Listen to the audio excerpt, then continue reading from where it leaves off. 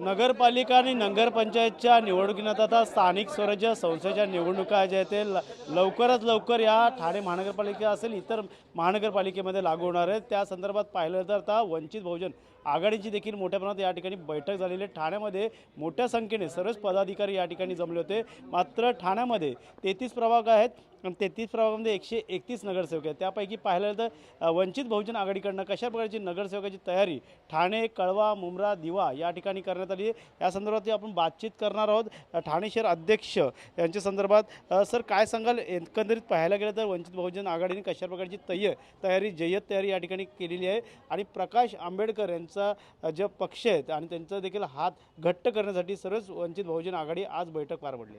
वंचित बहुजन आघाडी ठाणे शहरामध्ये संपूर्ण 131 वार्ड निवडणूक लढणार आहेत आणि ठाणे शहरामध्ये कोपरी, कळवा, मुंब्रा, दिवा आणि माजीवाडा, मानपाडा आणि सगळ्या प्रभाग समितीमध्ये आमचे वंचितचे सगळे उमेदवार आम्ही उभे करणार आहोत। साधारण किती उमेदवार असणार आहेत 33 प्रभागात 131 नगरसेवक? आमचे 33 प्रभागामध्ये टोटल 131 प्रभाग आम्ही इलेक्शन लढणार आहोत।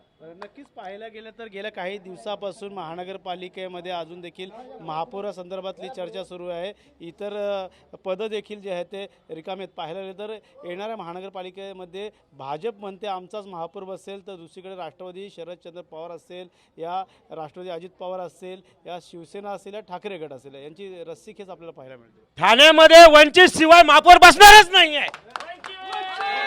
ठाण्यामध्ये बीजेपी सरकार असो काय शिवसेनेचं यावं तरी सुद्धा वंचित शिवाय इतर पक्षाचा महापौर बसणार नाही आहे ठाण्यामध्ये। नक्कीच पाहायला गेलं तर या ठिकाणी तुम्ही ज्या पद्धतीने हाक दिलेली आहे 131 नगरसेवक आणि महापौर वंचित शिवाय बसणार नाही, का असणार अजेंडा या निवडणुकीमध्ये? एजेंडा वंचितचा शोषित, पीडित आणि जे ठाणे शहरामध्ये लोकांना पाणी पुरवठा पाणी नाही आहे, गटाराचे प्रॉब्लेम आहेत, शौचालयाचे प्रॉब्लेम आहेत, नागरिकांना आपल्या कामगार आपल्या हॉस्पिटल आहेत, सिव्हिल हॉस्पिटल एवढ्या अवस्थेमध्ये आहेत आणि डम्पिंगचे प्रॉब्लेम आहेत। हे वंचित बहुजन आघाडी प्रथम एजेंडावर घेणार आहेत। नक्कीच काही अजून पदाधिकारी या ठिकाणी जमलेले आहेत, महिला देखील आहेत, महिलांना देखील 50% या ठिकाणी आरक्षण देण्यात आलेलं आहे। त्यामुळे नक्कीच या ठिकाणी महिला असतील, या ठिकाणी त्यांचे उपनिरीक्षक देखील असतील, त्यांच्याशी देखील बातचीत करणार निरीक्षक आहेत। सर, कशा प्रकारची तयारी तुम्ही आता ठाण्यामध्ये करण्यात आलेली आहे आणि प्रकाश आंबेडकर यांचे हात घट्ट करण्यासाठी खास करून वंचित आघाडीची आज बैठक झालेली आहे? आज जी बैठक झाली त्याच्यामध्ये 131 जागा ठाणे महानगरपालिकेला लढायचं असं ठरलेलं आहे आणि ते सगळ्या कार्यकर्त्यांनी आता बैठकीत 40-50 उमेदवारी मागितली। अजून 80-85 अर्ज काहीतरी यांच्याकडे येणार आहेत असं म्हणत आहेत। आता जी कमिटी होईल निवडणुकीची त्याच्यामध्ये कुठे उमेदवार कुठे द्यायचे काय ते ठरणार आहे। मात्र शिवसेनेचा हा बालेकिल्ला समजला जातो, त्यात आता भाजपने देखील यामध्ये उडी मारलेली आहे। त्यामुळे त्यांचं म्हणणं आहे की आमचाच महापौर बसेल।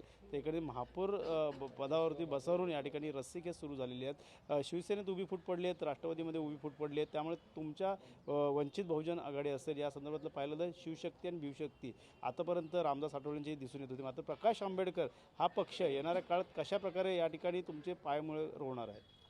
आम्ही तर कार्यक्रमावर आधारितच युती करतो, परंतु युतीसाठी कोणी पुढे आलेलं नाही। पण आमचा जो कार्यक्रम आहे, जो पक्षाचा जो अजेंडा आहे, त्या अजेंड्यावर आम्ही काम करू आणि आमची मतं फिक्स आहेत। तुम्ही मागे लोकसभेला म्हणाले आमची काय मतं आहेत, आम्ही 50,000 मतं घेतलीच नाही या मतदारसंघात, तर असं समजू नका आमचं काहीच नाही। आमचं आहे, सगळीकडे आहे, पण ती मतं टॅपिंग करायचं जे आहे ती कला आमच्याकडे आहे आमची। तर महेंद्र अनुभव म्हणतात की आमच्याशिवाय महापौर बसणार नाही, काय वाटतं महापौरमुळे? नाही, त्याचं कारण असं आहे की त्यांनी अभ्यास केलेला आहे आणि त्यांच्या मतानुसार आणि त्यांच्या अभ्यासानुसार असं दिसतं की ते काही मतदारसंघामध्ये मुसंडी मारणार आहेत आणि त्यामुळं त्रिशंकू अवस्था होणार आहे या सगळ्या युती आघाडीमध्ये। त्यावेळेस वंचित बहुजन आघाडीची गरज भासणार आहे असं त्या एक कार्यकर्त्यांचं आजचं जे अवलोकन पाहिलं, अभ्यास केला तर दिसते। मात्र पाहिलं तर गेल्या काही दिवसापासून मतदार यादीमध्ये घोळ, त्यामुळे निवडणुकीच्या तारखा पुढे ढकलल्या जातात, अशा अनेक उदाहरणं समोर आली। मात्र 84,000हून अधिक ठाण्यात जे आहे ते दुबार नाव आले ती देखील आता डिलीट करण्यात येणार. का वाटतं येणाऱ्या काळात दुबार नावासंदर्भात पुन्हा घोळू शकतो, त्यामुळे मतदार जो उमेदवार आहे त्याला देखील फटका बसू शकतो. काहींची नावं देखील वगळण्यात आली. सातत्याने बाळासाहेब आंबेडकर हायकोर्टामध्ये अशा केसेस लढत आहेत. मतदान पेटीतला घोळ असेल, दुबार नावाचा असेल किंवा ॲडिशनल नावं जी टाकण्यात येत आहेत, त्या संदर्भात आम्ही आणि आत्ता या निवडणुका ज्या लागलेल्या आहेत ना, त्याच्यावरती सिम्बॉलच्या संदर्भात पण जे नवीन पक्ष आहेत त्यांना कसं बाद करायचं त्यांनी कार्यक्रम आखला होता. पण त्याला विरोध केल्यानंतर आज त्यांनी त्याची दखल घेतलेली आहे. नक्कीच निवडणूक घेतलेली आहे. महिला देखील आपल्यासोबत आहे. महिलांना देखील 50% आरक्षण असणार आहे, त्यामुळे निवडणुकीमध्ये महिला देखील अग्रेसर असणार आहे. कसं बघताय? आम्ही 130 वॉर्ड आहेत, तर आम्ही सगळ्या महिला 50% आरक्षण असल्यामुळे 50% महिला आम्ही उमेदवारी देणार आहोत आणि बाळासाहेबांचे हात भक्कम करणार आहोत. वंचित बहुजन या ठिकाणी महायुतीमध्ये बोललं जातं की लाडक्या बहिणीमुळेच कुठेतरी या विधानसभेमध्ये महायुतीचं सरकार आलं. का वाटतं येणाऱ्या काळात लाडक्या बहिणीला फायदा झाला म्हणून महायुतीचं सरकार आलं असं महायुतीतले नेते म्हणतात. तुम्ही महिला त्या संदर्भात काय बोलू? 1,500 रुपये देऊन आमची मतं विकत घेतली जाणार नाहीत सर, कारण आम्ही महिला बाळासाहेबांना मानणारे आहोत आणि स्वाभिमानी नेतृत्वाने आम्ही ही लढाई लढणार आहोत. आम्हाला 1,500 रुपयाचा काही फरक पडत नाही.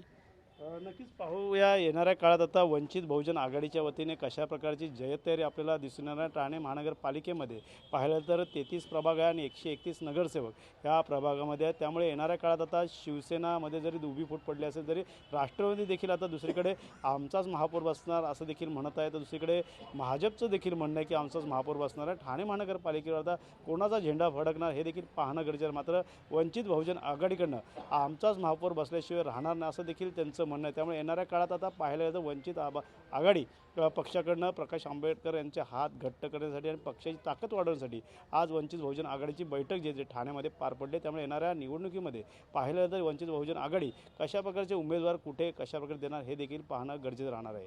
कॅमेरामॅन अजयसह गणेश सुरा, TV मराठी, ठाणे.